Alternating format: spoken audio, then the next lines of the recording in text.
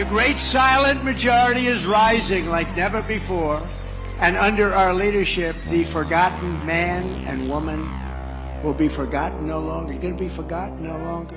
We pledge to you that we will root out the communists, Marxists, fascists, and the radical left thugs that live like vermin within the confines of our country, that lie and steal and cheat on elections and will do anything possible. They'll do anything, whether legally or illegally, to destroy America and to destroy the American dream.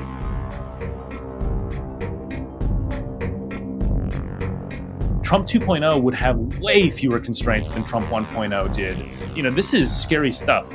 I mean, he's floated the idea of executing America's top general in one of his posts, dictator for a day, you name it. It's just a question of whether voters turn over power to someone who's quite clearly a very dangerous individual. I mean, this stuff is straight out of history.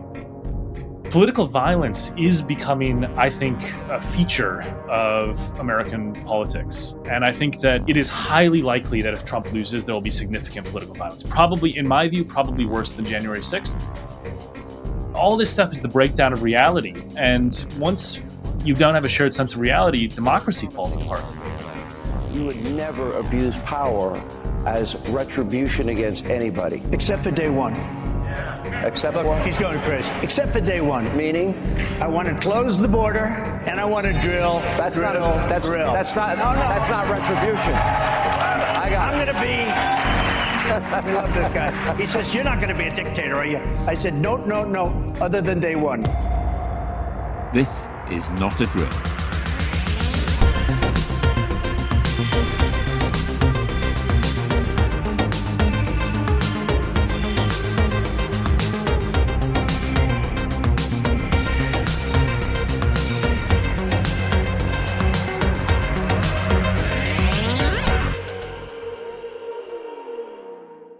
Hello and welcome to This Is Not a Drill. I'm Gavin Esler. Back in 1920, the American humorist H.L. Mencken forecast that as American democracy is perfected, the office of president represents more and more closely the inner soul of the people. On some great and glorious day, the plain folks of the land will reach their heart's desire at last, and the White House will be adorned by a downright moron. Now, whether Mencken's prophecy truly represents the inner soul of the American people in November 2024 is debatable. The White House has already been adorned by Donald Trump once, after the 2016 presidential election. This year, it appears the United States is again split down the middle between those who wish for the second coming of Trump and those who foresee a disaster for the United States, for democracy, and for the world. To take us through whether Trump's words, including his extraordinary promise to be a dictator but only for a day, will be borne out by reality, I'm joined by Brian Klaas. Brian is an American political scientist, an associate professor at University College London, a contributing writer at The Atlantic and author of, among other things, How to Rig an Election and, coming next month, Fluke, Chance, Chaos and Why Everything We Do Matters. Brian, welcome. And we'll get to what Trump might do as president in a moment. But can we talk a bit about his words? Because the phrase about being a dictator, but only for a day, I mean, you could say that's a joke, but do people laugh at this or not? I mean, this is the thing with Trump, is that he says stuff where he tries to have plausible deniability, right? So he says something and it says, oh, it was just a joke, right?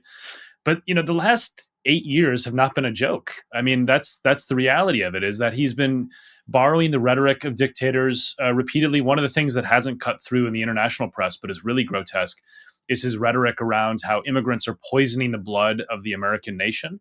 I mean, this stuff is straight out of history, right? And I think that there's a worry among lots of people, including myself, that because it has become so routine for him to say these extremely outlandish things, people are just tuning them out. And it's actually substantially crazier than the stuff that he was saying when he was president, but they're just not seeing it because now it's on Truth Social instead of on the nightly news or on Twitter.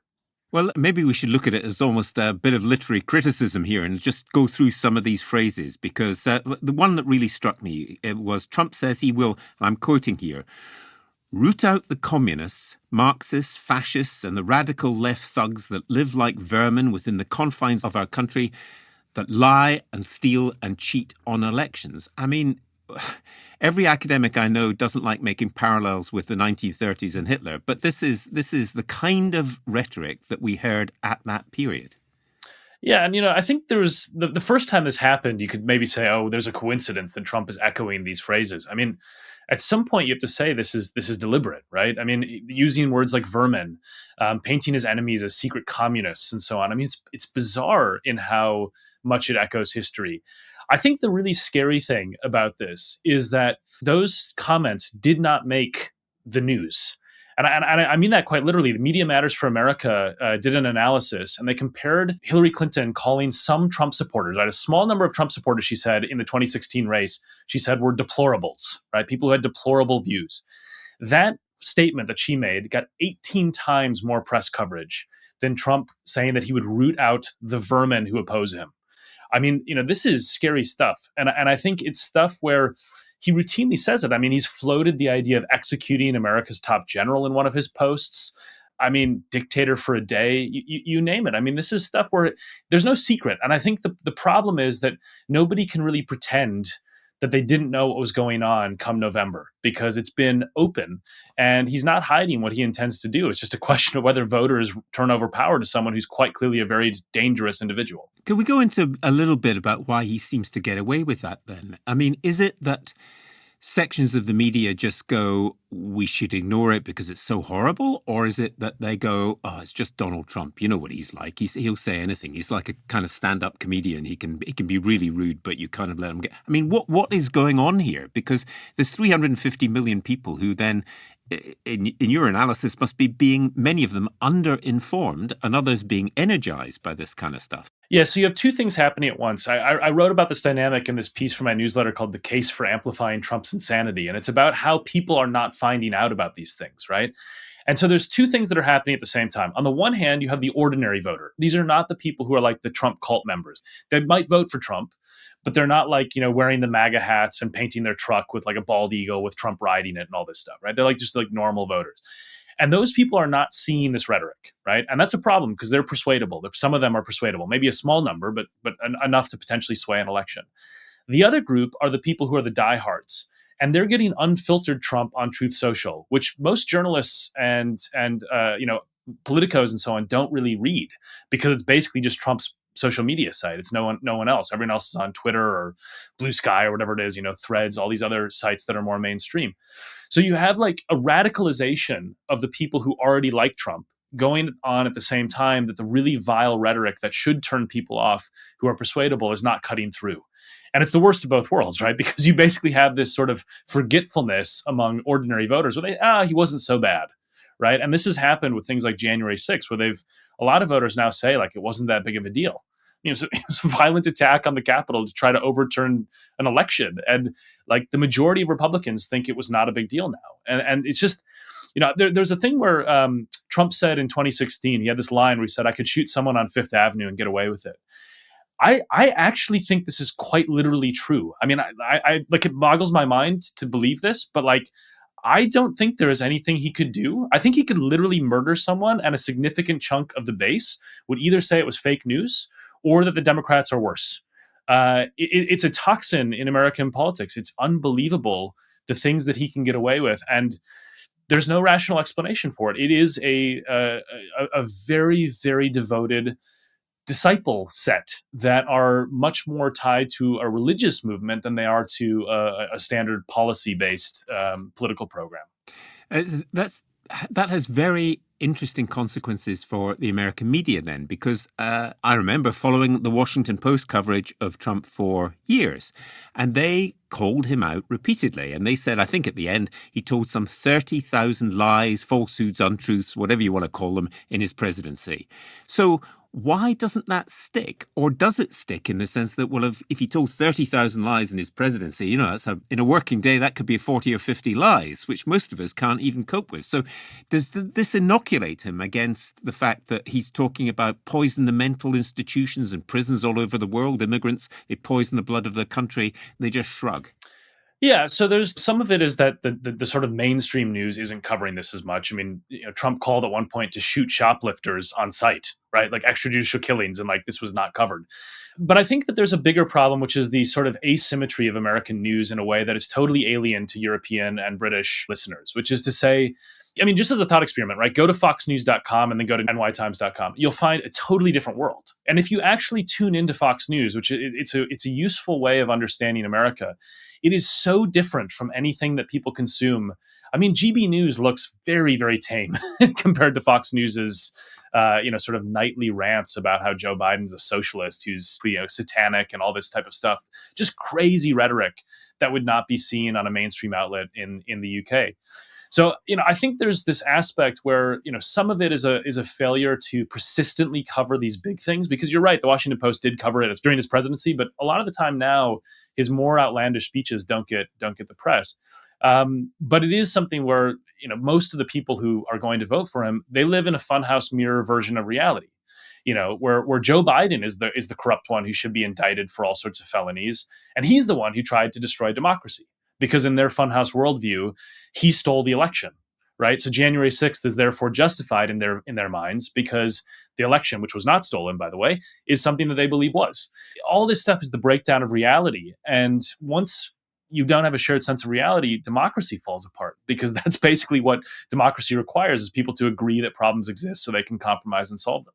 Well, let me put to you, and for our listeners, a couple of quotes from Trump on exactly this point, because he said in New Hampshire recently of Biden and the Democrats, quote, "They're willing to violate the U.S. Constitution at levels never seen before in order to win," which is, of course, what everybody knows Trump did after the 2016 election. He then said, "Joe Biden is a threat to democracy. He is a threat."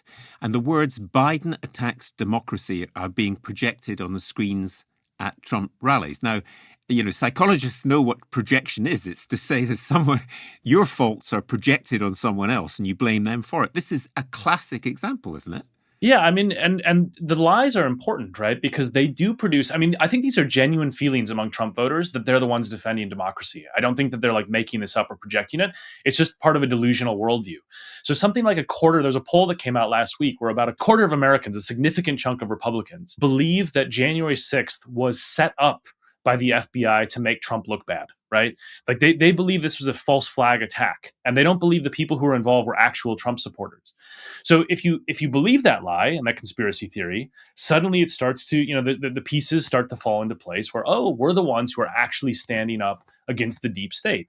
But you have to believe a set of lies which Trump routinely parrots, which, normal people who are not in the Trump cult never hear this stuff, never understand the worldview that's being projected, and don't therefore understand it.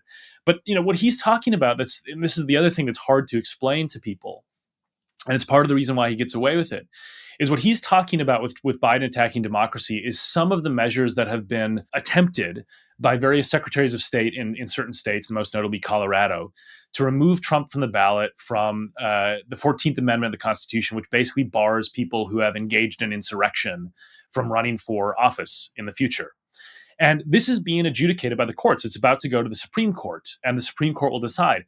That is literally what democracy is, right? It's something where a constitutional amendment is produced. You then have an interpretation of it. It's tested in the courts, and the courts decide. That's what the system is. He says it's undemocratic because it's trying to bar the people from having a choice. So you can see the warped logic. It's wrong, but you can see the warped logic and how some people with a simplistic understanding of democratic law and so on would be seduced by it. So I mean, I just despair for it, though. It's, as just as an individual, right? Like not even as a political scientist, I look at this stuff and I'm just like, the country is just so broken. Like, I often have observed that the UK has some really big economic problems, but compared to the US culturally and politically, it is a much, much more stable country than the United States is at the moment. And the inverse is true in the US. Its economy is thriving. The country's broken.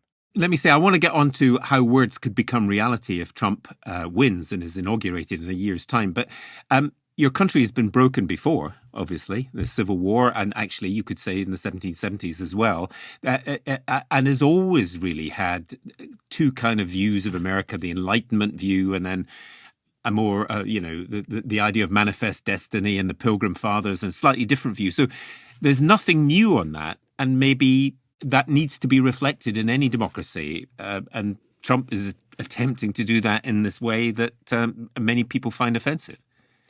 Yeah, I think there's on the right wing, there's a talk now of basically dividing the U.S., which is it's totally nonsensical. But this has become a talking point for many of the Trump acolytes that disunion is eventually inevitable. It's totally impractical because basically the political geography of the United States is divided into three groups, right? There's the cities, which are basically all Democrats. There's the rural areas, which are all Republicans, and then there's the suburbs, which basically swing the elections. So it's not like you can just parcel out states, right? This is like in Texas, the cities are super Democratic, right? So, but what I do worry about, and this is what I think your question is astutely alluding to, is that political violence is becoming, I think, a feature of American politics, and I think that it is highly likely that if Trump loses, there will be significant political violence. Probably, in my view, probably worse than January 6th. I don't think that elections will happen in the United States without violence happening in the foreseeable future. And that's that's a terrible indictment of the democratic system, right? I wrote a piece for The Atlantic a couple months ago where I was trying to figure out, why haven't more politicians been assassinated given the extremely vile rhetoric? And my conclusion as someone who studies political violence is literally luck. I think that's it. I think that every single ingredient that exists for political violence in any other country in the world is on steroids in the United States. It's incredibly, incredibly potent. The vile rhetoric, the amount of guns, the extremism, the conspiracism, all these things. That's the state of a broken democracy. And I think that's the stuff where we just have to accept that this is a seriously, seriously dysfunctional country at the moment. And it's not, it's not going to get fixed in the 2024 election. It's going to persist. We got a lot of work to do. When they let, I think the real number is 15, 16 million people into our country, when they do that, we got a lot of work to do. They're poisoning the blood of our country. That's what they've done. They poison mental institutions and prisons all over the world, not just in South America, not just the 3 or 4 countries that we think about, but all over the world. They're coming into our country from Africa, from Asia, all over the world. They're pouring into our country. Nobody's even looking at them. They just come in. On my first day back in the White House, I will terminate every open borders policy of the Biden administration, stop the invasion of our southern border, and begin the largest domestic deportation operation in American history.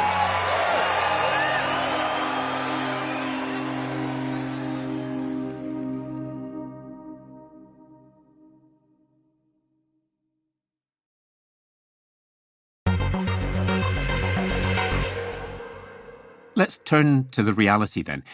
If you believe in the deep state, then you would want Donald Trump to win and dismantle the deep state. And he said essentially he will do that. So what sort of things might he do? What sort of things has he said he will do when elected? So he's talked a lot about consolidating power. And one of the ways he wants to do that is basically by firing civil servants who are nonpartisan. So there's this whole discourse in the Trumpian world, which I think a lot of people don't understand because they think, oh, we already had him as president. It will just be a repeat of that. The first time around, everyone was surprised, including Trump. Everyone was surprised that he won. So they didn't have systematic plans, right? And they were actually quite bad at implementing policy early on in his term. Famously, they didn't build the wall and they didn't pass the healthcare bill they planned to do. And, they couldn't pass an infrastructure bill and so on. So this time around, the intelligentsia in the Republican Party is actually making much more sophisticated plans of how to deal with the Trump 2.0. And the scary stuff they're talking about is basically purging civil servants and replacing them with partisan Trump acolytes. So, you think about the ways that democracy dies in the 21st century. Most people think about the death of democracy as, tanks in the street, revolution, this sort of stuff. 21st century democracies die differently. They die with rule of law becoming politicized. They die with bureaucracies being hollowed out. They die with the executive basically aggregating power in new and unfortunate ways. And that's the playbook. So, I think Trump has also, yesterday or 2 days ago, he also said specifically on social media that he would indict Joe Biden for no specified crime. So you're talking about a president who's vowing to imprison his opponent for not committing a crime, which is not democracy, right? So, I mean, there's a lot of things he can do. And unfortunately, the constraints of the US, they're real. Checks and balances exist. But if Congress stops upholding them, if the civil servants are replaced, I mean, the judges have been appointed by Trump in the Supreme Court. You start to have fewer and fewer constraints that actually matter. Yeah, I was going to pick up on the constraints because the checks and balances are still there, as you say, but in the Supreme Court case, I think Trump has appointed 3 of the 9 Supreme Court justices. What about Congress, though? Because Congress presumably could stop him diminishing the role in NATO, even as commander-in-chief. He cannot do everything, can he, in terms of funding the military, funding Ukraine? Yeah, so what he can't do is basically, I mean, Congress still has the power of the purse, although the executive has a lot of leeway in how to allocate budgets. And what Trump would have the most power on is actually foreign policy, because the commander in chief is far less constrained than the domestic president, right? And this is, it's an outgrowth of the Cold War and the belief that, the U.S. president needs to respond in an instant to the threat of a Soviet nuclear attack. So the power of the presidency on paper is supposed to be constrained by Congress a lot more. But in practice, for foreign policy stuff, airstrikes, deploying the military, there's almost no check on Trump, to be honest, if he were to win a second term. Same is true for Biden right now. I would suspect on day one, he would reverse the U.S.'s Ukraine policy. I think that he would probably stop funding and providing weapons to Ukraine. I would expect there would be a push to withdraw from NATO, which is the linchpin of global security. Whether Congress would actually grow a backbone or not, I don't know. But the case studies of the Republican Party have been, I use this phrase of political remoras. Remoras are these fish that basically feed on bigger sharks and, effectively eat their parasites. A lot of the members of Congress who are trying to most coddle up to Trump are behaving this way. And if anyone's interested in this, the number one case study of this is a woman named Elise Stefanik, who is a member of Congress from New York. And she positioned herself in the pre-Trump years as this sort of moderate, really smart intellectual Republican, right? Very much of the Paul Ryan, the former Speaker of the House mentality and so on. Trump rose, and it's been this amazing transformation such that in the past few days, she said that she might not vote to certify the 2024 election if Trump loses. I mean, that in a nutshell is the problem, is that the constraints require people to act. I mean, the checks and balances are not magical. It's not like the Constitution will attack Trump. I mean, it's like, you actually need members of Congress to do the right thing. And a lot of them, the ones who would stand up to him, they have either been defeated in primaries by diehard pro-Trump Republicans, or they've retired because they understand there's no place in the party for them. So, Trump 2.0 would have way fewer constraints than Trump 1.0 did from 2017 to 2021. What would stop him then? Because everybody from the outside looking at the American system, it looks like a kind of strange system because of the Electoral College. You've got places like Wyoming who've got a say in it, with places like Washington, D.C., which don't. It's a very odd system. And all we know from the outside is actually very few voters make a difference in very few states. And that's still true, isn't it? It is. And, we can predict which states there are. It's probably going to be 6 or 7 states that determine the election. It's very similar ones to the 2020 election, most likely. I mean, my optimism for Trump losing is basically born out of, there's 2 things. One is that as soon as it becomes a binary choice between Biden and Trump, the approval ratings for Biden, which are bad, become significantly less important. Because if you just ask someone, do you like Biden, yes or no? That's a very different question from, would you rather have Biden or Trump in power? Right. And that's going to be a clarifying question, I think, as the stretch, proceeds into the election. The second thing that I think can persuade some people in those key states is the indictments. There's 91 felony indictments that Trump is facing across several different court cases. And, if he actually gets convicted, he could get sent to prison before the election. It's not impossible. But if he gets convicted of federal crimes, I have to hope that there's like 3 or 4% of Americans who would have voted for Trump, but might think maybe we should not have a guy who's headed to prison be our president, right? And that 3 or 4% will be enough to swing the election. I don't think it will make a difference for the 35 to 40% of his diehards. I think they'll think that they have to back him even more because he's now a victim of what they see as politically motivated charges, which they're not. I mean, the evidence is unbelievably overwhelming in all of these cases. But I think that's the sort of optimism, is that when you look at a snapshot of the election right now, it looks like a toss-up or that even Trump is ahead. But these cases are going to percolate through the criminal justice system in the election year. Some of them might actually bite, and they might actually cause his downfall. Could we end with a couple of nerdish questions or off the usual agenda questions? One is about psephology and about who says what to opinion pollsters. I mean, I have seen some studies in the United States which suggest that younger voters are not really being reflected in the opinion polls because, frankly, they don't want to answer telephone calls from people they haven't heard of. Is that true? In other words, could there be a core of anti-Trump voters among young people who are not reflected in the polls? Yeah, so there's two things that are problematic with the polls right now. One is that the electorate is shifting, right? The kinds of people who will vote in a Trump-Biden election are different from the past. So the pollsters, pre-2020 and so on, data isn't always a perfect fit.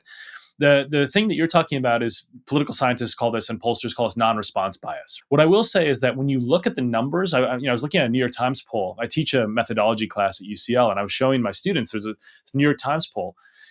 560 respondents to the poll, 40,000 phone calls, right? I mean, the level of response is so low. So this is the kind of thing where there's a big question mark over the polling heading into the election, and I think it is worth questioning. And of course, however, if they don't answer their phone, they might not want to vote anyway, because a third of Americans don't, like a third of British people. And the final question, which I say very tentatively, but it just shows how weird this election is that there's a lot in social media from people, beginning with a former Republican congressman, saying that the former president smells bad. Now, I have covered many election campaigns. What on earth is going on there? Is it just trivial, or is it a desperation? It might even be true for all I know. I have no idea. Yeah, so I don't know the origin story of this, but what I think it is bait, basically, for Trump. And the reason I say that is because one of the things that there's a group called the Lincoln Project, which has a lot of people from the, basically Bush era Republicans involved with it. And what they have figured out is that getting Trump annoyed and really defensive actually causes him to lash out in ways that hurt him politically. So they did things like they ran ads in Washington, D.C., which made absolutely no sense, right? D.C. is like 90+% Democratic. They're not trying to persuade anyone. They were just trying to goad Trump. And this might be some of that, right? And it is the one also, potential benefit for the Democrats going into this race is like Trump is his own worst enemy. He is such a narcissist. He cannot avoid punching back against, stupid, trivial attacks like this. But I think it is to throw him off balance. I don't think there's that many persuadable voters who are out there and saying, well, if he smells bad, then I must vote for Joe Biden. I think it's more targeting Trump than anything. But it is indicative of what will be a very, very ugly campaign going down the stretch. Brian, we'll leave it there. I hope we can have this conversation again through the year and see how it happens and what actually turns out. Because by January 2025, Donald Trump could be in the White House, he could be in the courthouse, and he could actually be in the jailhouse. Happy New Year. This is Not a Drill. I'm Gavin Esler. This egregious abuse of the law is going to produce a backlash, the likes of which nobody has ever seen before.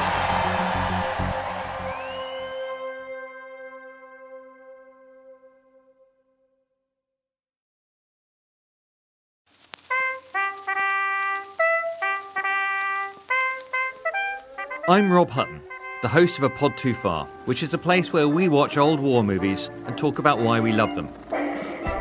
I grew up watching Michael Caine and John Mills fighting Nazis every Sunday afternoon on the telly, and now my kids say these films are boring. So that's why I had to start a podcast with my friend Duncan. I'm Duncan Weldon, and my kids won't watch them either, but I do get access to the telly for a few hours each week if I say it's for a podcast. So join us as we ask the big questions, like, who was the most gratuitous American character in The Great Escape? That was Steve McQueen. What was Pele doing in a prisoner of war camp? It makes about as much sense as Sylvester Stallone being a goalkeeper. And why don't they just change the name of the dog in the Dam Busters? We're kicking off our new season with the airborne epic The Battle of Britain. with special guest James Holland. So join me, Duncan Weldon. And me, Rob Hutton, for A Pod Too Far on your preferred podcast platform.